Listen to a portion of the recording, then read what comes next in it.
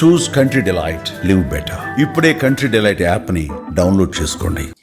Sir, liquor scam పేరుతో రాజకీయంగా వైఎస్ఆర్ కాంగ్రెస్ పార్టీని కానీ వ్యక్తిగతంగా మిమ్మల్ని కానీ ఇబ్బంది పెట్టే ప్రయత్నం ఏమైనా ప్రభుత్వం చేస్తుంది అనుకుంటున్నారా? బేసిక్లీ రమేష్, ఒకటి గుర్తుపెట్టుకోవాల్సింది ఏంటంటే, ఎవరు ఎన్ని ఇబ్బందులు పెట్టినా కూడా అల్టిమేట్లీ న్యాయం ధర్మం గెలుస్తుంది. వైఎస్ఆర్సీపీకి జగన్కు ఈ పోరాటాలు కొత్త ఏం కాదు.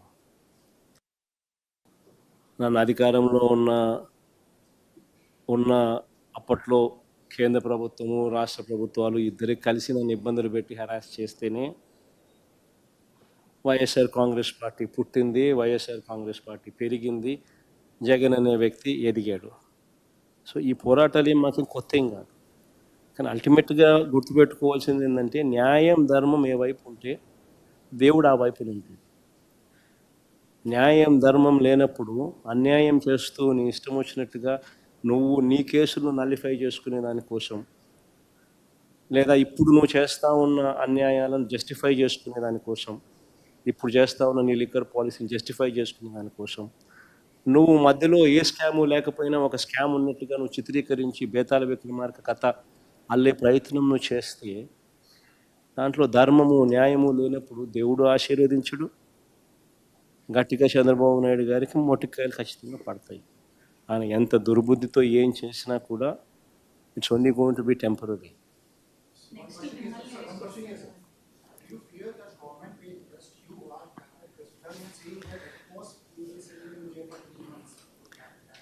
See, I'm in Vijayawada. If they want to, they're welcome. Who's stopping them? See, basically one needs to remember one thing. There's got to be always, you need to substantiate. See, today I had released the entire facts and figures of the case. You tell me, so many of you are seated here. You tell me, where is the scope for any scam? Why would anybody give any money to anybody? See, if somebody were to give some money to somebody, that somebody should have benefited. Here in our case, the volumes have come down. Thereby their profits have come down, thanks to the taxes that the state government imposed. So where is the question of anybody giving anybody to any money to anybody?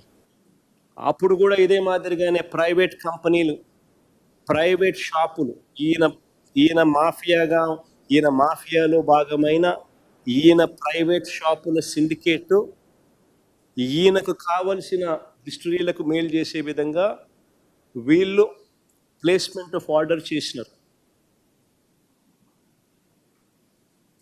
తనకు నచ్చిన distillery నుంచే కొనుగోలు చేసేట్టుగా ఈ private షాపుల తన mafia చేత తనకు కావలసిన కంపెనీల చేత ఇండెంట్ ప్లేస్ చేయించినారు. తనకు కావలసిన కంపెనీలకే ఇండెంట్ ప్లేస్ చేయించినారు.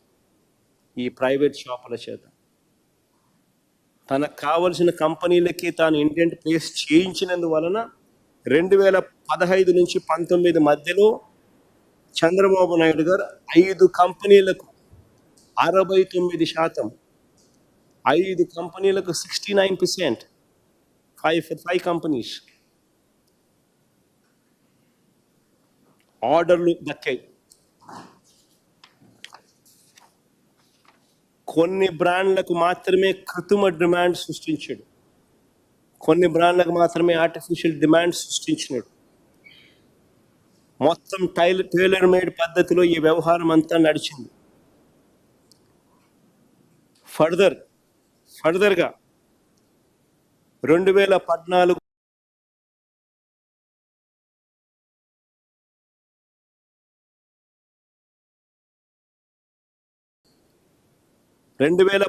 నుంచి అమల్లో ఉన్న 2012 నుంచి అంతవరకు అమల్లో ఉన్న ప్రివిలేజ్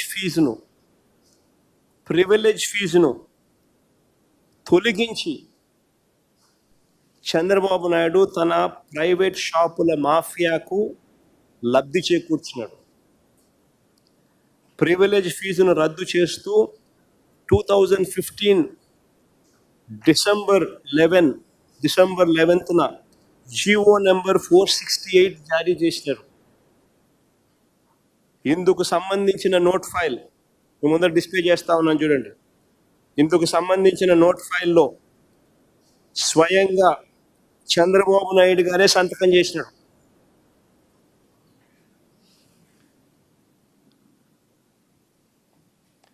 మూడు సార్లు చంద్రబాబు నాయుడు గారు సంతకం చేసి without prior cabinet approval, without finance concurrence రాష్ట్ర ప్రభుత్వానికి 1300 కోట్ల రూపాయల సంవత్సరానికి నష్టం చేకూరుస్తూ 4 సంవత్సరాలలో దాదాపుగా దగ్గర 5,000 కోట్ల రూపాయలు నష్టం చేకూరుస్తూ స్వయంగా చంద్రబాబు సంతకం పెట్టిన ఫైలు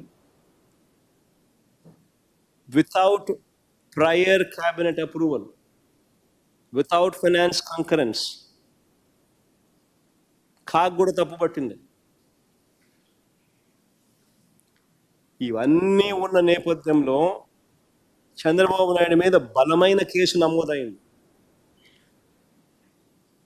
ఇవన్నీ ఉన్న నేపథ్యంలో చంద్రబాబు నాయుడు మీద బలమైన కేసు నమోదైంది. ఆయన ఇప్పుడు ఆ కేసు మీద బెయిల్లో ఉన్నాడు.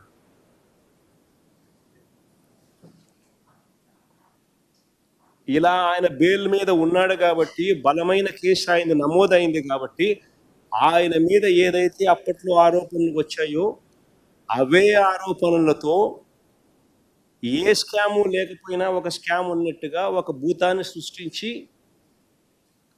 తన కేసును వీకెన్ చేసుకునే దానికోసం ఇప్పుడు వైఎస్ఆర్సీపీ ప్రభుత్వం మీద తాను ఇటువంటి ఫాల్స్ కేసు ఒకటి ఫాయిస్టర్ చేసినాడు అన్నది వాస్తవం. సుమన్ టీవీలో మీ పర్సనల్ అండ్ బిజినెస్ ప్రమోషన్స్ కోసం కింది నెంబర్కి కాంటాక్ట్ చేయండి.